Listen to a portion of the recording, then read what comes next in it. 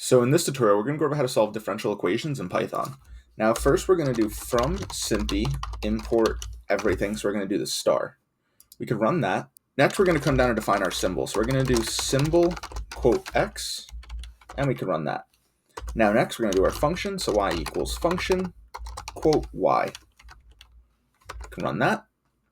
And lastly, we're going to do init underscore printing. And we're going to keep this so we could have a nice print output. This is essential, as if you don't have it, it might not be as intuitive and easy to read. Now, after init printing, we're going to come down and define our equation.